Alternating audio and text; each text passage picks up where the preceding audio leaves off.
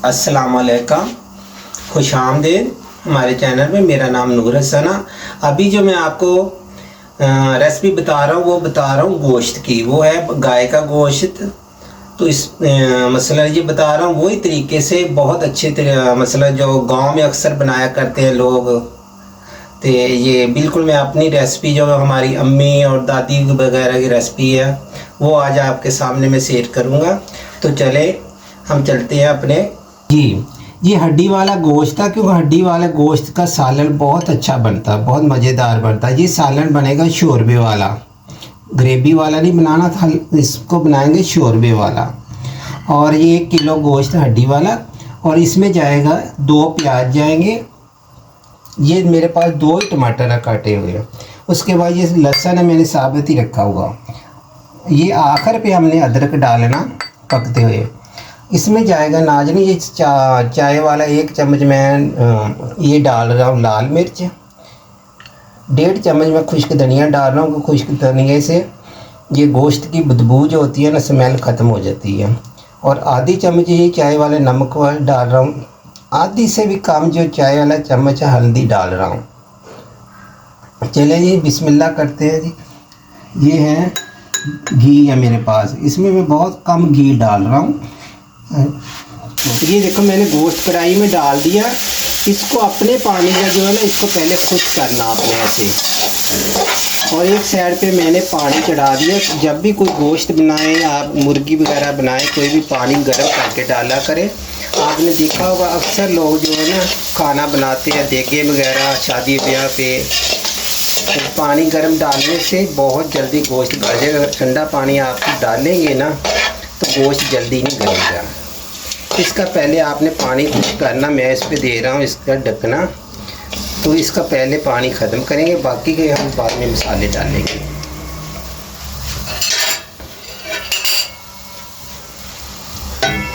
अब हम इसका ढकना हटा रहे हैं, चेक कर रहे हैं इसका पानी खुश्क होगा। ये देखना आएगा, ये इसका पानी खुश्क हो गया। इसकी जितनी इसके अंदर स्मेल सी ना, ये तकरीबन ख़त्म हो गई। मुर्गी बनाए, गोश्त बनाए, कीमा बनाए, जो भी पहले उसको हल्का सा, इसमें कोई तेल वगैरह नहीं मैंने डाला, ना घी डाला। इसको अपना पानी इसका पहले हम खुश्क करेंगे। जब ये पानी खुश्क हो जाएगा,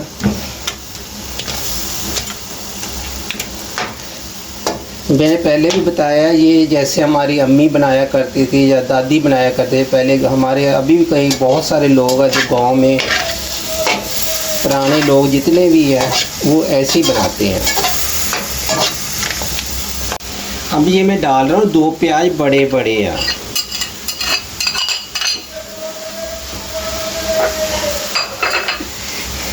ये लहसुन डाल रहा हूँ, साबुत लहसुन डाल रहा हूँ इसके अंदर, ताज़ा छिला हुआ।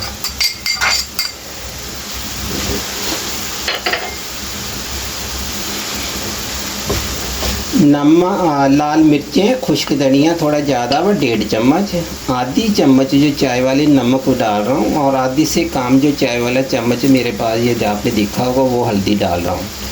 अगर नमक कम होगा तो आप बाद में भी डाल सकते हैं। जितने मिर्च मसाला आप अपने जायके के मुताबिक इस्तेमाल कर लेना।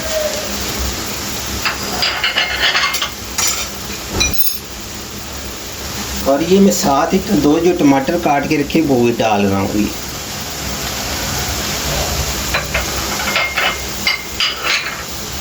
इसको कर रहे हैं हम मिक्स।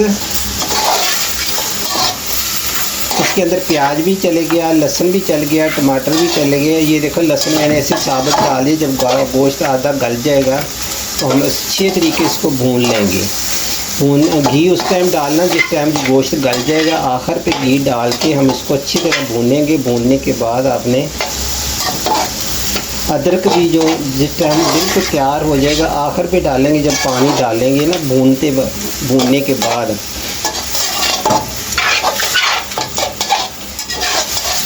ये मैं बिल्कुल वो तरीके बता रहा हूँ जो पहले हमारे बड़े लोग बनाया करते थे। बहुत फ़ायदेमंद होता है अदरक, जो आखिर में सालन में, जब पकते हुए सालन में डालें, गोश्त में, मुर्गी में। अगर चलें जी, अब मैं डाल रहा हूँ पानी। जो मैंने पानी गर्म रखा हुआ था, ये देखो पानी हमारा पक रहा, उबल रहा। ऐसे ही आपने डालना पानी, आपका गोश्त बहुत जल्दी गल जाएगा। अगर आप ठंडा पानी डालेंगे तो जल्दी गलेगा नहीं। जब भी पानी डालें आप उसको हल्की आंच पे छोड़ देंगे। मैं बताता हूँ पानी देखो हमने कितना डाला। जितनी हल्की आंच पे गोश्त बनाएंगे आप, उतने मज़ेदार बनेगा। कभी भी कुकर में गोश्त नहीं बनाना चाहिए। जितनी पतीली में, कढ़ाई में बनाए हल्की आंच पे, उतने मज़ेदार बनता है। ये देखो कितना प्यारा गोश्त है हमारा। ये गाय का गोश्त है, भैंस का गोश्त नहीं है, वरना भैंस का गोश्त होता तो काला हो जाता। मैं तो हमेशा गाय का गोश्त इस्तेमाल करता हूँ। इसको हमने हल्की आंच पे, बिल्कुल हल्की आंच पे छोड़ दिया। अब ये पकता रहेगा। इतने पानी में ये जितना मैंने पानी डाल दिया ना, इसमें ये गल जाएगा। फिर दोबारा हम पानी गर्म करके इसमें डालेंगे टमाटर, प्याज, लहसुन जो मैंने साबुत डाल दिए। जो भी मैं मसाला, लहसुन जो ना मैं ताज़ा छीलता हूँ, ताज़ा इस्तेमाल करता हूँ। अगर आपके घर में दावत वगैरह हो तो एक दिन इंसान फारग टाइम पे बैठ के लहसुन छील के रख लें, ऐसे साबुत निकालें फ्रिज में से, उसको ताज़ा पीसे डालें, उसका और मज़ा आता है। तो ये ना मैं ढक्कना हटा रहा हूँ, लगा रहा हूँ बल्कि। तो जी ये हम ढकना हटा रहे हैं, इसको चेक कर रहे हैं। अच्छा ये देखो, इसमें जो मैंने साबुत ही लहसुन डाला था वो भी गल गया तकरीबन। प्याज भी जो वो भी गल गया, टमाटर भी हमारे गल गए हैं। अब हम डालेंगे इसके अंदर घी, आधी प्याली। ये देखिए ये डाल रहे हैं। इसके अच्छी तरह बुनाई करेंगे, अच्छी तरह भून लेंगे। उसके बाद मैं डालूँगा गर्म पानी। आखिर पे मैं डालूँगा अदरक। अदरक के खाने के बहुत फ़ायदे हैं, मगर उसको भी इस्तेमाल करते हैं तो कच्चा अदरक हमने आखिर पे डालना है, बहुत अच्छी खुशबू आएगी। ये देखा हम इसकी बुनाई करें, इसकी बिल्कुल स्मेल नहीं आ रही। इसको जब भी गोश्त तो आप, वही मैंने बताया ये आज को जो भी मैं बता रहा हूँ, जैसे मैंने अंडे की डिश बताई है रेसिपी, वो भी एक गांव की है, हमारे अपने घर में जैसे बनते थे। ये भी रेसिपी वही है जैसे हमारे अम्मी या दादी वगैरह बनाया करते हैं।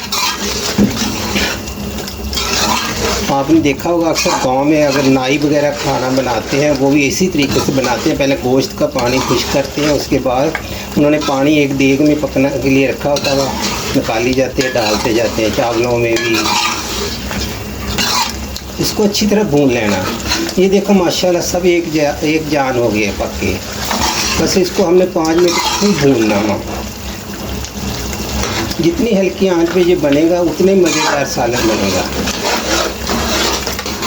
बहुत अच्छी तरीके से देखो बनाई और इसको भून लिया मैंने। इसके अंदर इतना घी नहीं डालना, तकरीबन आधा कप जो है ना मैंने घी का डाला हुआ। मैंने तो प्याली में निकाल के रखा हुआ। ये देखो माशाल्लाह, इसमें ना टमाटर नज़र आ रहे हैं, ना वो जो साबुत लहसुन छील के मैंने डाला था। बहुत अच्छी खुशबू आती है अगर आप ताज़ा लहसुन छील के डालें। ये देखो हमारा पानी जो है ना, ये देखो कैसे वाला आ रहे हैं, पक रहा है खूब। अब हम डालेंगे गोश्त के अंदर। ये हमारा गोश्त बहुत जल्दी गल जाएगा और बहुत मज़ेदार बनेगा। इसको फिर हम हल्की आंच पे छोड़ देंगे। हल्की आंच कर के छोड़ देना इसको। जितनी हल्की आंच पे ये पकेगा उतने मज़ेदार बनेगा। अब हम डाल रहे हैं इसके अंदर ये जो मैंने 2 चम्मच अदरक ताज़ा पीसा हुआ, ये देखें ये गया। अब मैं इस पर दे रहा हूँ ढकना। ढक देते हैं। एक काम करते हैं, इसके अंदर थोड़ा सा घी लगा हुआ ये इसको साफ करके ऐसे डाल, चलिए ढक देते हैं हल्को। इस देखें हल्की आंच पे इसको बिल्कुल पकाना। और ये सालन बनेगा शोरबे वाला। इतना हमने इसको गाढ़ा नहीं करना। चलिए ये देखो, ये हमारा ढकना हटा रहा हूँ, चेक करता हूँ हमारा सालन तैयार हुआ कि नहीं हुआ। तकरीबन ये जो बड़ा गोश्त है 1 घंटा इस पे लग जाता, आपको बता।